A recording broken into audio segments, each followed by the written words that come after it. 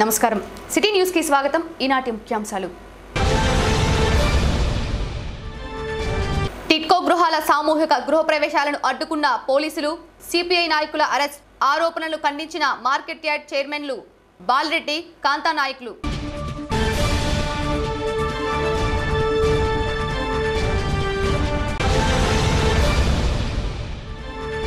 ఘనంగా అంతర్జాతీయ పాత్రికేయ దినోత్సవ వేడుకలు సీనియర్ పాత్రికేయులకు ఘన సన్మానం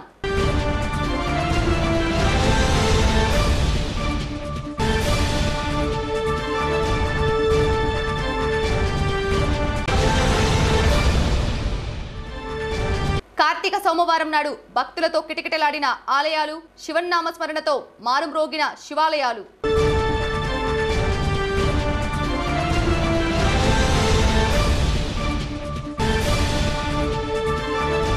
అక్రమ అరెస్టులతో ఉద్యమాలను ఆపలేరని సిపిఐ నాయకులు పేర్కొన్నారు. సిపిఐ రాష్ట్ర కమిటీ పిలుపు మేరకు టిట్కో గృహాల లబ్ధిదారులతో సోమవారం సామూహిక గృహప్రవేశాలకు సిద్ధం కావడంతో పోలీసులు ఆ ప్రయత్నాన్ని అడ్డుకున్నారు. స్థానిక సిపిఐ కార్యాలయం వద్ద వారిని అరెస్టు చేశారు. దీంతో ఉద్రిక్త వాతావరణం నెలకొంది. ఈ సందర్భంగా వారు మాట్లాడుతూ సంక్రాంతి నాటికి లబ్ధిదారులకు గృహాలను అందించాలని, లేని పక్షంలో ఉద్యమాన్ని ఉధృతం చేస్తామని పేర్కొన్నారు. ఇలా రాష్ట్ర వ్యాప్తంగా మరి టిట్కో ద్వారా పేద ప్రజలకు ఇల్లు ఇస్తామని చెప్పి గత ప్రభుత్వం మరి డిపాజిట్ రూపంలో డబ్బులు వసూలు చేయడం జరిగింది. ఇవాళ రాష్ట్ర వ్యాప్తంగా కూడా ఇలా CPI party, communist party demand చేస్తూ ఉంది. ఎవరైతే టిట్కో ద్వారా ఎవరైతే హౌసింగ్ సంబంధించిన డిపాజిట్ కట్టినారో ఆ లబ్ధిదారులకి వెంటనే ఇల్లు ఇవ్వండి అని చెప్పి మేము డిమాండ్ చేస్తూ ఉన్నాం. ఇప్పటికే నర్సాపేట, గుంటూరు నగరం ప్రాంతాల్లో హౌస్ అని పూర్తయినాయి. మరి ఎందుకు 16 నెలల నుంచి జాప్యం చేస్తామని చెప్పి కూడా అర్థం కాని పరిస్థితి. లబ్ధిదారులు మాత్రం ఇప్పుడు కూడా 5,000, 6,000 రెంట్లకి ఇచ్చి డబ్బులు పెట్టి ఉంటా ఉన్నారు. కాబట్టి లబ్ధిదారు ఎవరైతే ఉన్నారో వాళ్ళ ప్రకారం వాళ్ళకి హౌస్ ఇవ్వని చెప్పి కూడా మేము డిమాండ్ చేస్తూ ఉన్నాం. ఇవాళ ఈ రాష్ట్ర ప్రభుత్వం మాయమారణాలు చేస్తూ ఉంది. ఇవాళ 42,000 ఎకరాల భూమి మేము పేదవాళ్ళకి ఇస్తామని చెప్పి చెప్తా ఉంది. కేవలం 4,000 ఎకరాలు మాత్రమే కోర్టులో కేసు పెండింగ్ ఉంది. ఈ 4,000 ఎకరాల కోసం ఈ రాష్ట్రంలో ఉన్నటువంటి సుమారు 3 లక్షల పైచలకు ప్రజలను ఇబ్బంది పెడతా ఉన్నారు. కాబట్టి ప్రభుత్వం ఏదైతే చెప్పిందో, హామీ ఇచ్చిందో ఆ హామీ ప్రకారం వాళ్ళకి ఇళ్ల స్థలాలు ఇవ్వాలని, అట్లానే టిట్కో ద్వారా ఎవరైతే లబ్ధిదారులు ఉన్నారో ఆ లబ్ధిదారులందరూ కూడా హౌసింగ్ స్కీమ్ కింద ఎవరైతే లబ్ధిదారులు శాంక్షన్ చేయబడ్డారో వాళ్ళకి హౌసింగ్ అని చెప్పి కూడా మేము సిపిఐ పార్టీగా డిమాండ్ చేస్తూ ఉన్నాం. ఇవాళ మా ఆఫీసులో మేము పోవడానికి స్వేచ్ఛ లేకుండా ఇలా పోస్టులు అడ్డుకోవడానికి మేము తీవ్రంగా ఖండిస్తూ ఉన్నాం. ఇవాళ భావస్వేచ్ఛ ప్రకారం ఈ మన భారత రాజ్యాంగం రచించుకుంది. భారత రాజ్యాంగంలో ప్రజాస్వామ్యంలో ఎవరైనా తమ అభిప్రాయాలను వ్యక్తం చేసే హక్కు మాకు ఉన్నప్పుడు కూడా ఇవాళ స్వేచ్ఛ సాధించే విధంగా ప్రభుత్వం కాలు రాస్తూ ఉంది. దీన్ని తీవ్రంగా ఖండిస్తూ ఉన్నాం. కాబట్టి ప్రజలందరూ కూడా ఐక్యమత్యంతో రోడ్డు మీదకి వచ్చి మనం ఏదైతే లబ్ధిదారుగా మన పేదవాళ్ళు ఉన్నారో వాళ్ళందరూ కూడా హౌసింగ్ స్కీమ్ కింద డబ్బులు కట్టినారో వాళ్ళకి హౌస్ ఇచ్చే విధంగా ప్రభుత్వం చర్యలు చేపట్టే విధంగా మనం వర్తిస్తున్నామని చెప్పి ప్రార్థన అని చెప్పి కూడా ప్రజలు కూడా విజ్ఞప్తి చేస్తా ఉన్నాం. మహంకాళి సుబ్బారావు, సిపిఐ రాష్ట్ర council member. Telugu Desam party senior నాయకులు, వినుకొండ వ్యవసాయ మార్కెట్ యార్డ్ మాజీ డైరెక్టర్, శివాలయ గుడి కమిటీ చైర్మన్ మండవ శివ మృతి చెందారు. ఆయన మృతికి పలువురు ప్రముఖులు సంతాపం వ్యక్తం చేశారు. నర్సరావుపేట పార్లమెంట్ తెలుగుదేశం పార్టీ అధ్యక్షులు, మాజీ శాసనసభ్యులు జీవి ఆంజనేయులు తీవ్ర దిగ్భ్రాంతి వ్యక్తపరిచారు.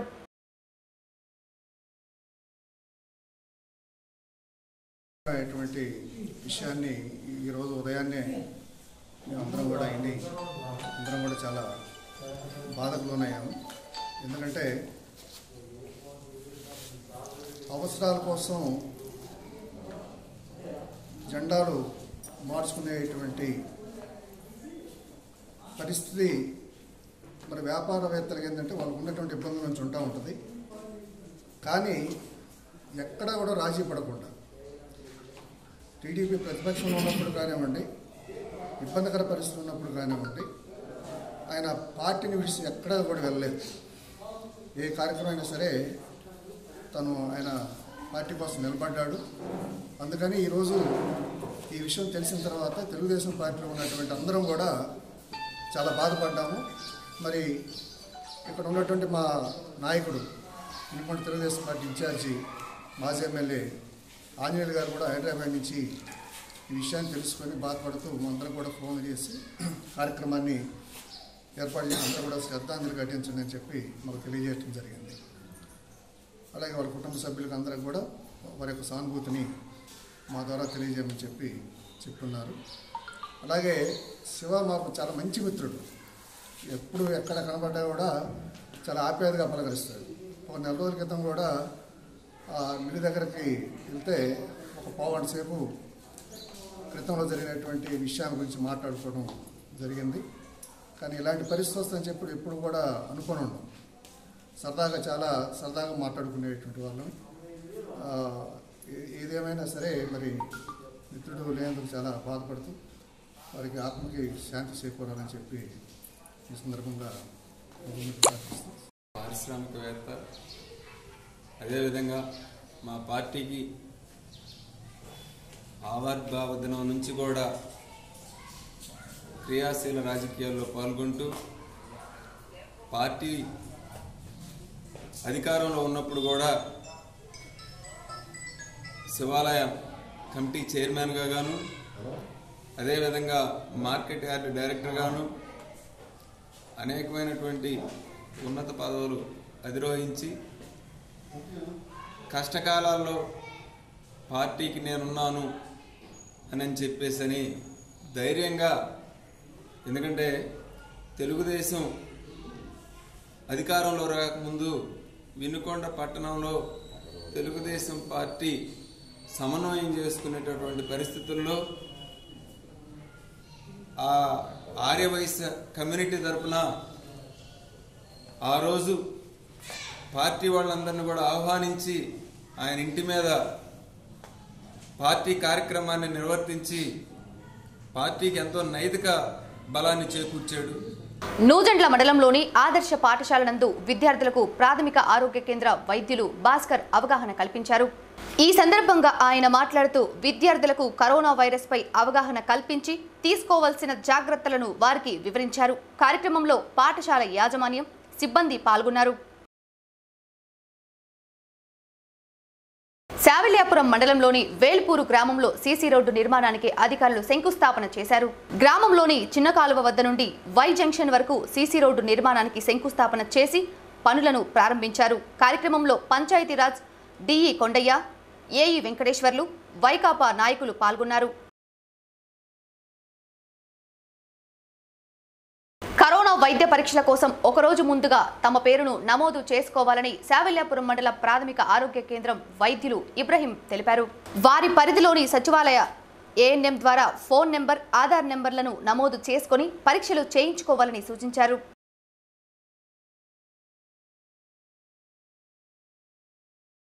ప్రకాశం జిల్లా సంతమాగ్లూరు మండల కేంద్రంలో అంతర్జాతీయ పాత్రికేయ దినోత్సవ వేడుకలను ఘనంగా నిర్వహించారు.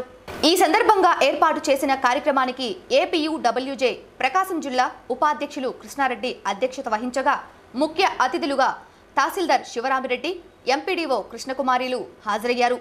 వారు మాట్లాడుతూ ప్రజలకు, ప్రభుత్వాలకు మధ్య వారధిగా నిలుస్తూ సేవలు అందిస్తున్న పత్రికా రంగ సేవలను కొనియాడారు.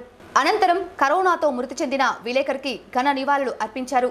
పలువురు విలేకరులను ఘనంగా సత్కరించారు. కార్యక్రమంలో వైకాపా నాయకులు అట్లా పెదవెంకటరెడ్డి, కోటిరెడ్డి, సిడిపిఓ విజయలక్ష్మి, ఎంఈఓ కోటేశ్వరరావు తదితరులు పాల్గొన్నారు.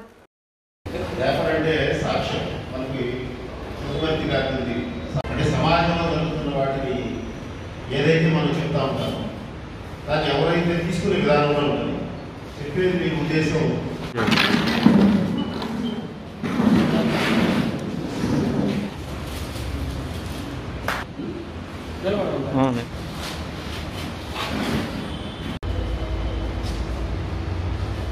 ఓకే,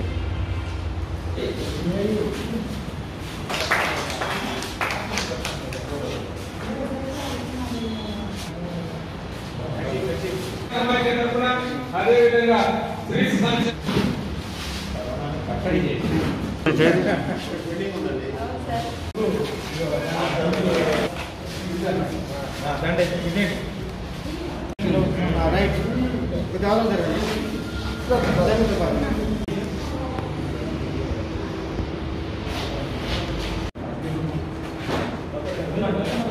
ఎందుకంటే వార్త రాస్తారు, వాస్తవం లేనిది రాయరు.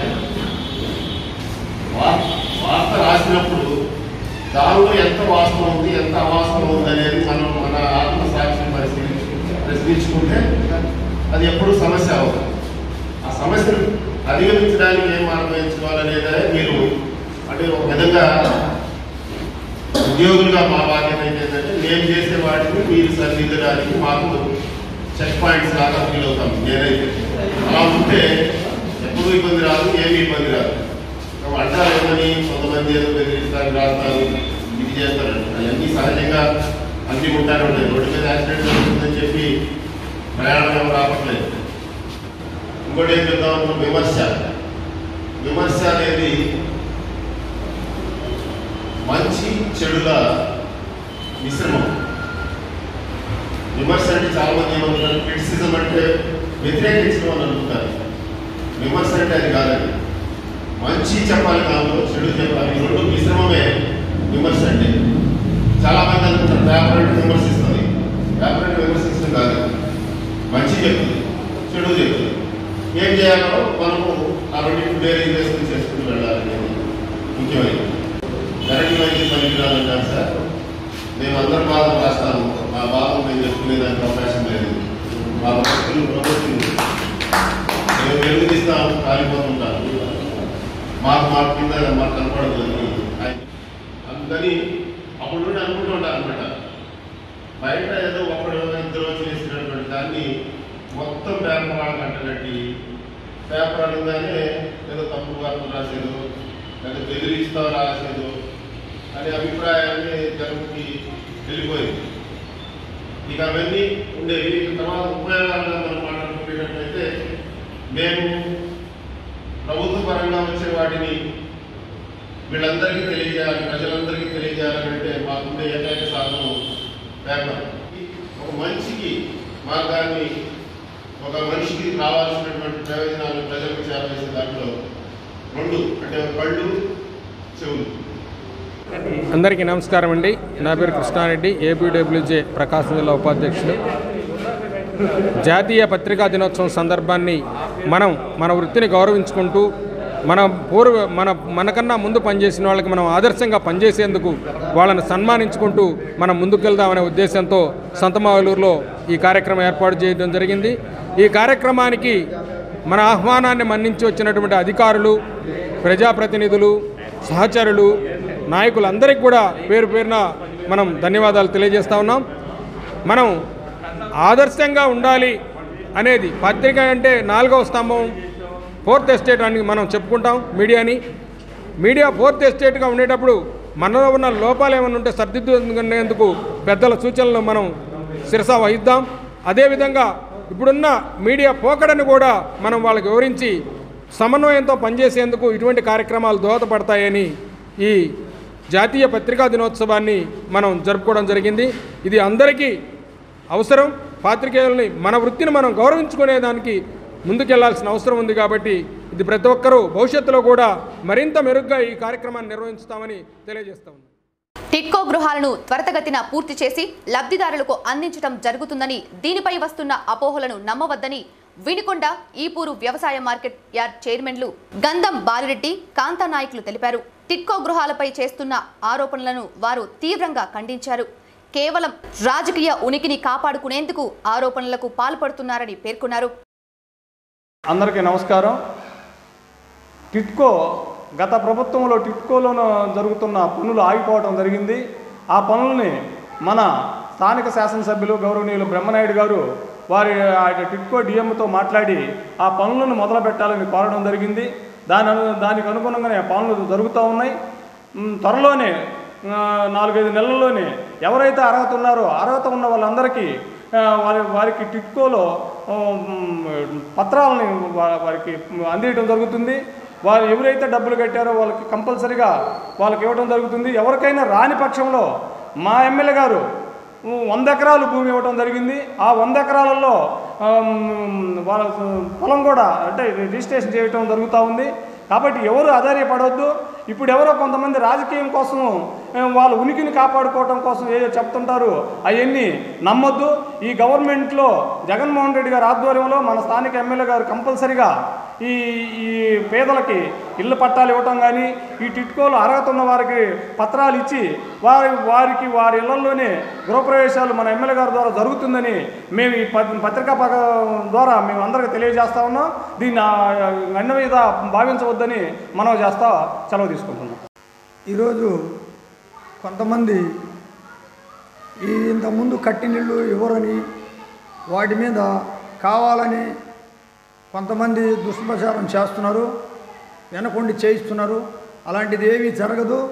ఈ నియోజకవర్గంలో ఎవరికైతే అర్హులు ఉన్నారో వాళ్ళు డబ్బులు కట్టిన వాళ్ళకి ఆ ప్లాట్లలో వాళ్ళకి ఆ పత్రాలు ఇచ్చే కార్యక్రమం 2-3 నెలల్లోనే ఎమ్మెల్యే గారు దాన్ని సొల్యూషన్ చేయిస్తున్నాడు.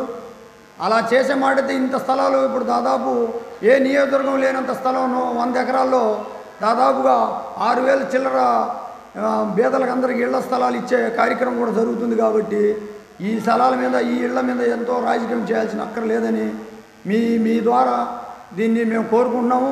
అతి తొందరగానే వీటినన్నిటిగా పనులు పూర్తి చేసి వాటితో పాటు ఇవి కూడా అందరికీ అర్హులందరూ వాళ్ళకి ఇస్తారని చెప్పి తెలియజేస్తూ మీడియా ముఖంగా ఇది ప్రచారం కావాలని చేస్తుందే తప్ప దీంట్లో ఏమాత్రం వాస్తవం లేదని మీ ద్వారా తెలియజేస్తూ మీడియా వాళ్ళకి సెలవు తీసుకుంటాం. కార్తీక మాసం తొలి సోమవారాన్ని పురస్కరించుకొని ఆలయాలు భక్తులతో కిటకిటలాడాయి. తెల్లవారుజాము నుండే భక్తులు అధిక సంఖ్యలో ఆలయాలకు చేరుకొని ప్రత్యేక పూజలు నిర్వహించారు. స్థానిక శివాలయం, ఆర్టీసీ బస్టాండ్ వద్ద గల శ్రీ మంజునాథ ఆలయంతో పాటు ఆయా ఆలయాలు శివనామ స్మరణలతో మారుమ్రోగాయి.